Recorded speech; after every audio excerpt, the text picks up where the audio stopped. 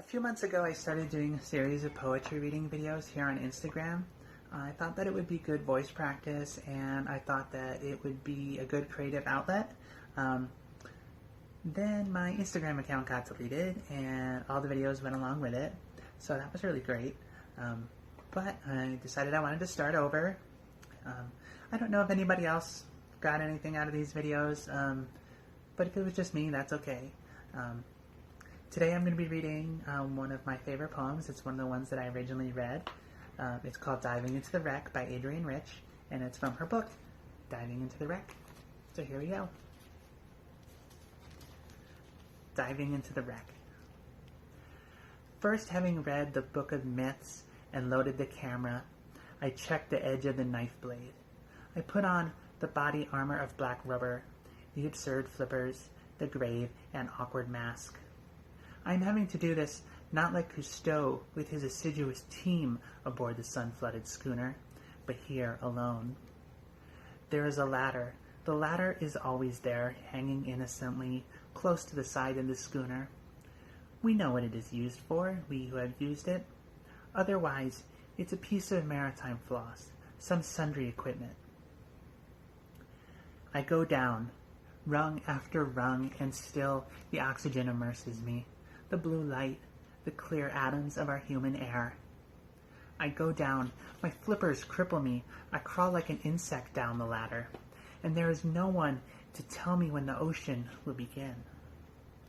First, the air is blue, and then it is bluer, and then green, and then black. I am blacking out, and yet my mask is powerful.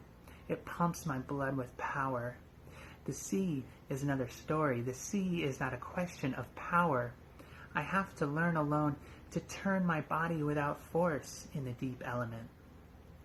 And now it is easy to forget what I came for, among so many who have always lived here, swaying their crenellated fans between the reefs, and besides, you breathe differently down here. I came to explore the wreck. The words are purposes, the words are maps.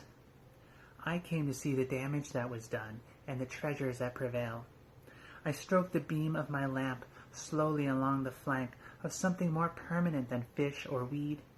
The thing I came for, the wreck, and not the story of the wreck, the thing itself and not the myth, the drowned face always staring toward the sun, the evidence of damage worn by salt and sway into this threadbare beauty, the ribs of the disaster, curving their assertion among the tentative haunters.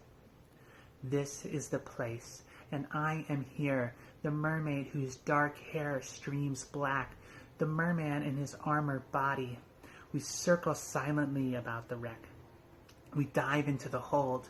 I am she.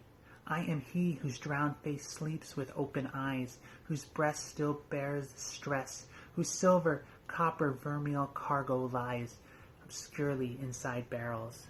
Half-wedged and left to rot, we are the half-destroyed instruments that once held to a course, the water-eaten log, the fouled compass. We are, I am, you are, by cowardice or courage, the one who find our way back to this scene, carrying a knife, a camera, a book of myths, in which our names do not appear.